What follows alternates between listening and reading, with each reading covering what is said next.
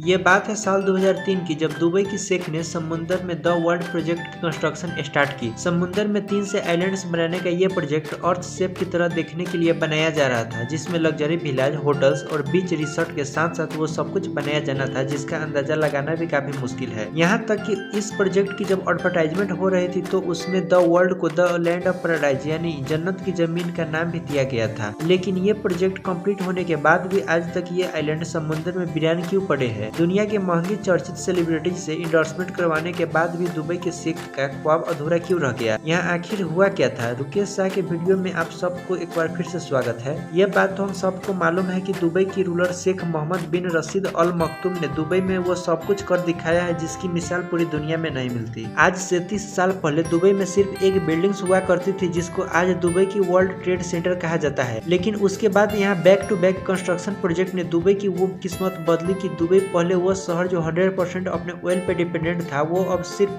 3% oil पे dependent रह गया है। और शेख का ख्वाब भी कुछ ऐसा ही था। दुनिया की सबसे ऊंची बिल्डिंग्स बुर्ज खलीफा से लेकर दुनिया के पहले और आखिरी 7 स्टार होटल बुर्ज अल अरब तक दुबई का कोना कोना वर्ल्ड क्लास लग्जरी से भरा हुआ है। जब दुबई के पास मजीद मेगा प्रोजेक्ट बनाने के लिए ये जमीन कम पड़ गई तब वो शेख ने रुख की समुंदर का। ये बात है साल 2001 की, जब दुबई पहले बुर्ज अल अरब बनाकर वेस्टर्न टूरिज्म अपनी तरफ अट्रैक्ट कर बैठा था। दुबई के बीचेज काफी ज्यादा फेमस होने लगी थी और बात यहाँ तक पहुँच चुकी थी कि अब दुबई के पास बीचेज की जगह कम पड़ गई। दुबई की कोस्ट लाइन जो सिर्फ 70 किलोमीटर पर फैली हुई थी उसको अब बढ़ाने का टाइम आ चुका था। स्टार्टिंग में प्लान ये था कि दुबई के समुद्र में 3 आर्टिफिशियल आइलैंड बनाए जाएंगे जिनको जब स्पेस से देखा जाएगा तब उनकी शेप पाम ट्री जैसी हो। पाम जेबल अली, पाम जुमेरा और पाम देइरा। 2001 में सबसे पहले पाम जुमेरा पर काम शुरू कर दिया गया क्योंकि प्लान किए गए आइलैंड में सबसे छोटा था। सिर्फ अकेले पाम जुमेरा की वजह से दुबई की कोस्ट लाइन में 56 किलोमीटर यानी 80% का इजाफा हो रहा था। कॉस्ट बढ़ाने का ये आइडिया दुबई के शेख को इतना पसंद आ गया कि पाम जुमेरा की कंस्ट्रक्शन होने से पहले ही पाम जेबल अली और पाम देइरा पर भी काम स्टार्ट कर दिया गया। इन 3 आइलैंड के अलावा एक और प्रोजेक्ट भी थी जिसने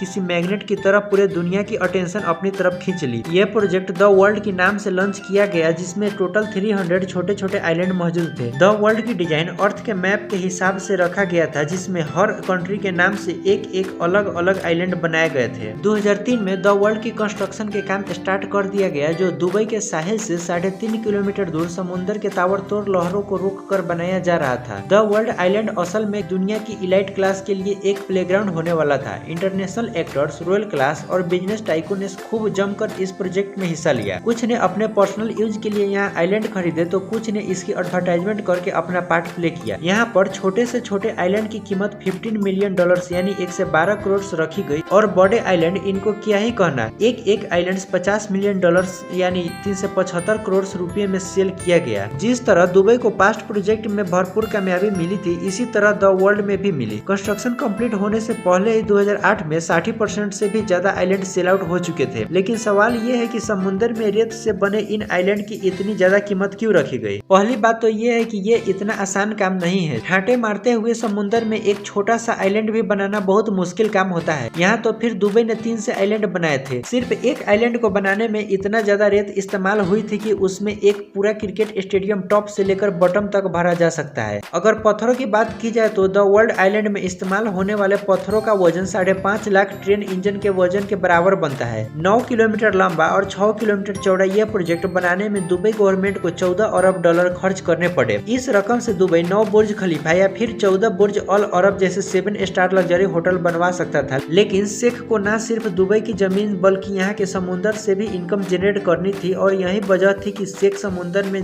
जन्नत की जमीन बनाना चाहते थे। तो आखिर ऐसा क्या हुआ कि इतना तामझाम करने के बावजूद भी पिछले 12 साल से ये आइलैंड बिल्कुल वीरान पड़े हैं। द वर्ल्ड आइलैंड की फेल्यूर में सबसे पहला रीजन इसका डिजाइन है। सबको यही उम्मीद थी कि प्रोजेक्ट का डिजाइन अर्थ के मैप के हिसाब से बनाया जाएगा, लेकिन प्रोजेक्ट कंप्लीट होने के बाद मालूम पड़ा कि ये अर्थ के डिजाइन से काफी ज्यादा अलग है। ज्यादातर आइलैंड की शेप एक्चुअल कंट्री के शेप से काफी अलग थी जिसमें इन्वेस्टर को काफी ज्यादा डिसअपॉइंटमेंट हुई। लेकिन सिर्फ डिजाइन का चेंज होना ही द वर्ल्ड की नाकामी का रीजन नहीं था। 2008 में द वर्ल्ड की लॉन्च रखी गई जिस समय में पूरी दुबई को फायरवर्क्स से चमका दिया गया था। जितना पैसा इस लॉन्च इवेंट में बहाया गया वो सारा का सारा बेमकसद साबित हुआ क्योंकि ये वक्त था जब पूरी दुनिया को ग्लोबल फाइनेंसिंग क्राइसिस ने घेर रखा था। द वर्ल्ड के 60% आइलैंड इस फाइनेंशियल क्राइसिस से पहले ही सेल हो चुके थे और इस क्राइसिस की वजह से न सिर्फ वर्ल्ड आइलैंड बल्कि पूरी दुबई की प्रॉपर्टीज के रेट जमीन पर आ गिरे। फाइनेंशियल क्राइसिस की वजह से जिन इलाइट्स ने ये आइलैंड खरीद रखी थी उन्होंने भी यहाँ कंस्ट्रक्शन का काम नहीं करवाया। वक्त गुजरता गया और इसी दौरान एक और मसला खड़ा हो गया। खाली पड़े आइलैंड आहिस्ता आहिस्ता समुद्र के अंदर जाने लगे। ये नोटिस किया गया कि कई आइलैंड्स इरोजन की वजह से समुद्र के नीचे जा चुके हैं। ये खबर जहां अपने तौर पे काफी डेंजरस थी, वहीं मीडिया कवरेज से लोगों का इस प्रोजेक्ट पर ट्रस्ट खत्म हो गया। उसका नतीजा ये हुआ कि ग्लोबल फाइनेंशियल क्राइसिस खत्म होने के बाद दुबई के दूसरे एरियाज में तो बिजनेस वापस लौट आया, लेकिन वर्ल्ड आइलैंड पर इरोजन के डर से किसी ने भी अपनी किस्मत नहीं आजमाई। इंजीनियर्स और रिसर्च टीम ने जब आइलैंड्स इरोजन को इन्वेस्टिगेट किया तो एक और खौफनाक मामला उभर कर सामने आया। पाम जुमेरा, पाम जेबल अली और पाम देरा के साथ साथ वर्ल्ड आइलैंड के कंस्ट्रक्शन में इस्तेमाल होने वाली रेत पर्शियन गल्फ के समुद्र से ट्रेजर के जरिए निकाल कर आइलैंड साइट पर डंप की जाती थी। जिन सैलो वाटर में से रेत निकाली गई थी वहां पानी का दबाव बढ़ गया, जिसकी वजह से समुद्र की वेव्स में काफी चेंजेस नोटिस की गई।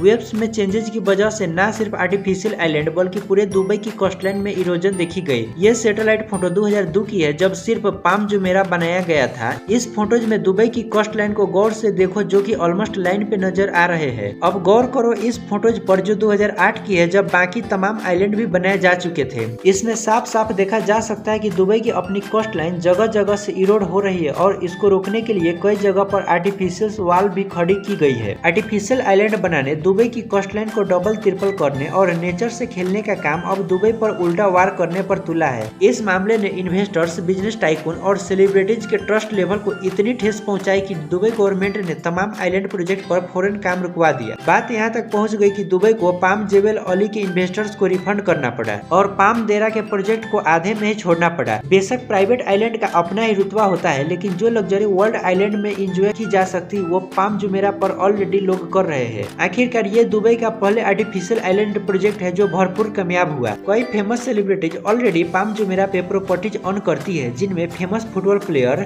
डेविड बेकहम, शाहरुख खान, शिल्पा शेट्टी के साथ साथ कई जाने माने वाले नाम भी शामिल है। लेकिन ऐसा भी नहीं है कि वर्ल्ड आइलैंड पर किसी ने भी अपना घर नहीं बनाया। 300 में से 9 आइलैंड ऐसा है जिनको डेवलप किया जा चुका है। इनमें से Lebanon island, Europe island, formula 1 diamond के नाम से बनाया गया माइकल शूमेकर आइलैंड डेवलप किया जा चुका है। बाकी तमाम 291 आइलैंड्स अभी तक खाली पड़े हैं और आहिस्ता आहिस्ता समुद्र के अंदर होते जा रहे हैं। दुबई की शेख अपनी नाकामी से अच्छी तरह वाकिफ है और इसी गलती को सुधारने के लिए नए और अच्छे प्रोजेक्ट लॉन्च करने में लगे हैं। नया प्लान ये है कि पहले द वर्ल्ड के यूरोप आइलैंड को डेवलप किया जाए। स्वीडन आइलैंड में 10 पैलेसेज, जर्मनी आइलैंड पे 32 विलेज और टोटल 78 फ्लोटिंग साइट्स बनाने का प्लान किया गया है।